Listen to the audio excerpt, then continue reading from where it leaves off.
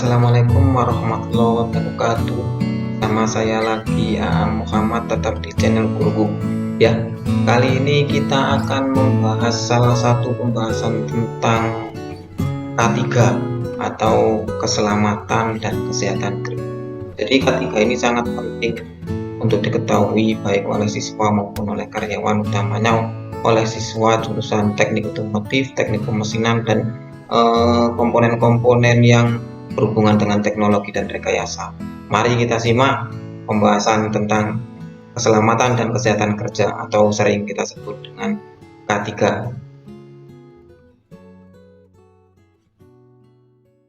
Keselamatan dan kesehatan kerja ini merupakan pengetahuan dasar yang harus diketahui oleh seluruh karyawan maupun siswa SMK, utamanya pada program keahlian teknologi dan rekayasa. Dengan mengetahui keselamatan dan kesehatan kerja ini, diharapkan seluruh karyawan atau siswa SMK bisa bekerja dengan baik, memperhatikan keselamatan dan kesehatan kerja pada saat bekerja maupun pada saat praktek di bengkel.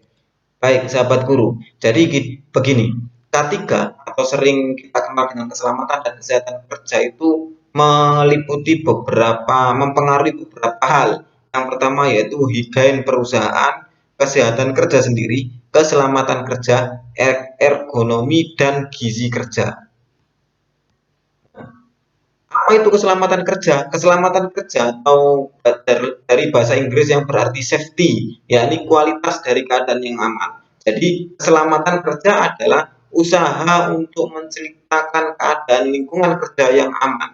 Nah, hal ini berhubungan dengan apa? Berhubungan dengan kecelakaan. Kenapa kok berhubungan dengan kecelakaan? Karena ketika dalam pekerjaan itu tidak memperhatikan keselamatan kerja, maka akan terjadi kecelakaan kerja. Nah, apa itu kecelakaan kerja? Tentunya kecelakaan kerja di sini adalah peristiwa yang tidak diinginkan atau tidak disengaja dan datangnya tiba-tiba serta menimbulkan kerugian. Jadi dapat disimpulkan bahwa kecelakaan kerja adalah kecelakaan yang terjadi dalam hubungannya dengan bekerja, yaitu kecelakaan yang sedang melakukan pekerjaan pada suatu tempat di suatu tempat kerja. Ya, ada dasar hukum K3, yakni undang-undang yang sangat lama sekali, sahabat guru, Undang-Undang Nomor 1 Tahun 1970 pada pasal 8 membahas tentang pemeriksaan kesehatan awal dan pemeriksaan kesehatan berkala. Pada pasal 9 yaitu kewajiban pengurus terhadap karyawan baru, yaitu menunjukkan dan menjelaskan tentang kondisi dan bahaya serta yang dapat timbul dalam tempat kerja, pengaman dan alat perlindungan yang dilakukan dalam tempat kerja, alat pelindung diri atau APD, cara dan sikap yang aman dalam melaksanakan pekerjaan.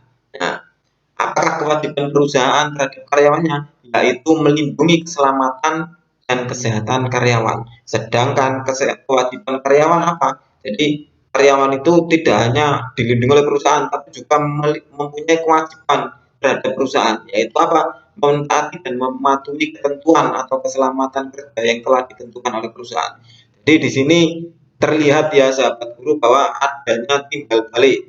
Ketika perusahaan mempunyai kewajiban terhadap karyawan, maka karyawan harus mempunyai kewajiban terhadap perusahaan. Jadi sama-sama melindungi, sama-sama untuk mewujudkan untuk keselamatan dan kesehatan kerja, baik itu untuk karyawan maupun untuk lingkungan perusahaan. Nah, di sini ada pertanyaan sahabat guru, mengapa kecelakaan harus terjadi?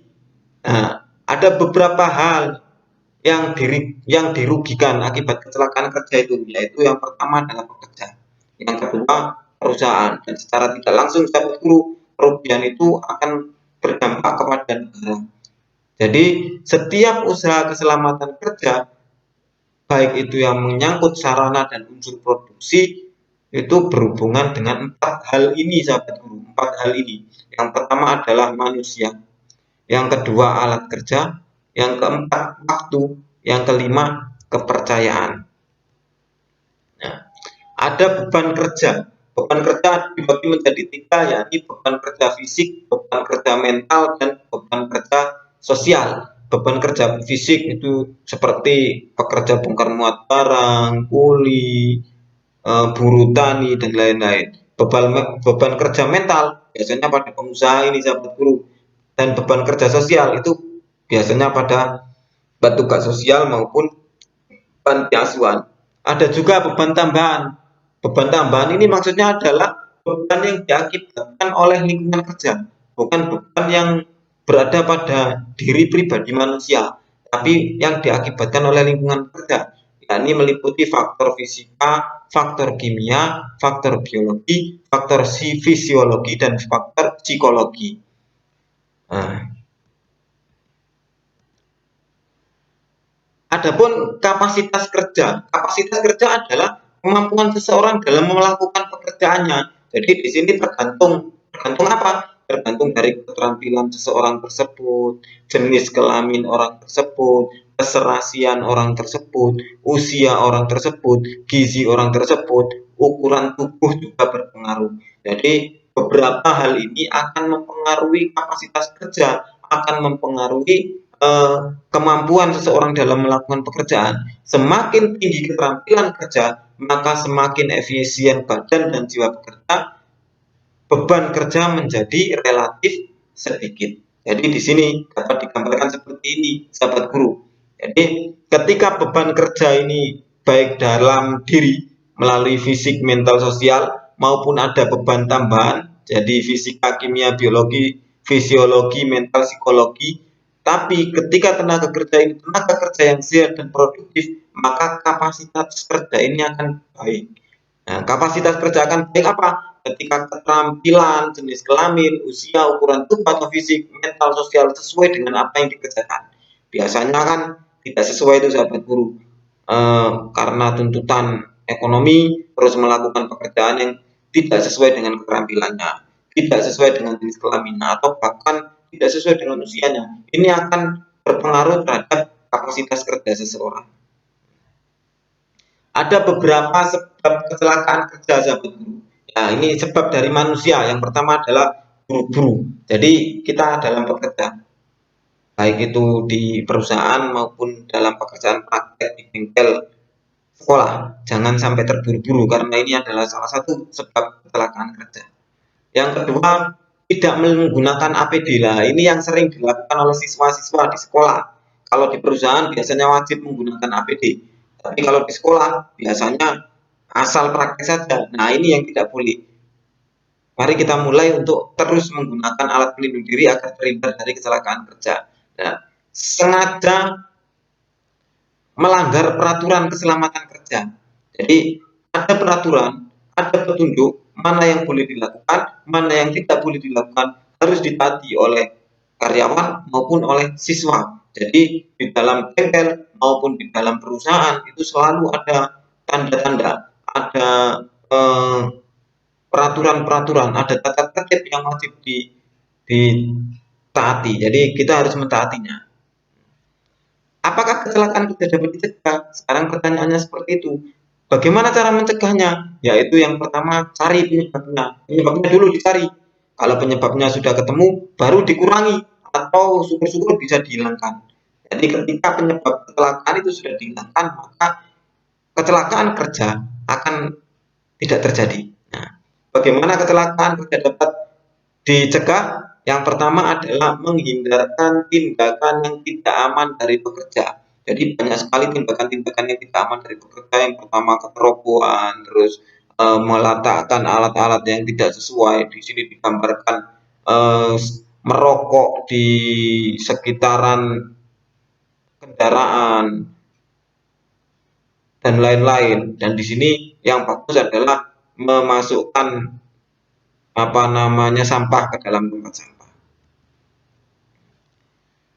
Mengusahakan lingkungan kerja yang tidak membahayakan. Jangan sampai ada lingkungan kerja yang membahayakan sahabat guru, nanti akan terjadi kecelakaan kerja. Di sini dijelaskan pada tempat seperti ini ventilasi atau sirkulasi udara sangat kurang. Kenapa? Karena di bawah sini tidak ada ventilasi udara, sehingga jangan menginjak pedal gas dalam-dalam jika belakang mobil kita ada orang lain yang sedang berdiri. Sebab-sebab seseorang melakukan tindakan tidak aman itu ada beberapa hal. Yang pertama tidak tahu, yang kedua tidak mampu, dan yang ketiga tidak mau. Kalau tidak tahu enak mengatasinya, tinggal diberi pendidikan dan pelatihan. Setelah tahu, mereka akan melakukan tindakan yang aman sehingga terhindar dari kecelakaan kerja dan akan terwujud keselamatan dan kesehatan kerja. Yang kedua, tidak mampu. Tidak mampu harus diberi pelatihan secara terus dan rutin serta kontinu sehingga menjadi mampu, sahabat guru. Nah, ini yang bahaya. Yang bahaya ini adalah yang tidak mau. Orang yang tidak mau ini perlu dilakukan pengawasan dan pembinaan yang ketat. Kalau memang terus-terusan tidak mau, maka kalau sudah tidak bisa dibina, patut untuk dibinasakan. Ya, bagaimana mengatasi lingkungan yang tidak aman? Yang pertama, dihilangkan peralatan-peralatan yang rusak itu diganti atau diperbaiki. Yang kedua, dieliminir atau diisolir. Peralatan yang berputar diberi pelindung, peralatan yang bergesekan juga diberi pelindung. Beberapa peralatan-peralatan yang berpotensi untuk menimbulkan kecelakaan maka harus diberi pelindung. Yang ketiga adalah dikendalikan secara teknis dengan memasang alat-alat pengaman, baik itu spring maupun yang lain. Nah, peranan karyawan dalam mencegah kecelakaan. Yang pertama adalah turut aktif melakukan usaha pencegahan kecelakaan. Yang kedua, mematuhi peraturan keselamatan kerja. Yang ketiga, memberikan saran atau nasihat bila rekan sekerjanya melakukan hal-hal yang berbahaya. Dan yang ketiga, menggunakan alat-alat keselamatan kerja. Ini juga berlaku untuk siswa yang praktek di bengkel ya, sahabat guru. Nah, ini adalah pakaian kerja. Jadi pakaian kerja yang sebelah sini bersih, mulai dari topi sampai sepatu safety, celana panjang, baju praktek. Ini adalah yang benar. Nah, ini ada yang tidak benar. Yang tidak benar ada kunci di sini nyantol. Ya, ada kunci tidak pakai topi, sepatunya tidak safety.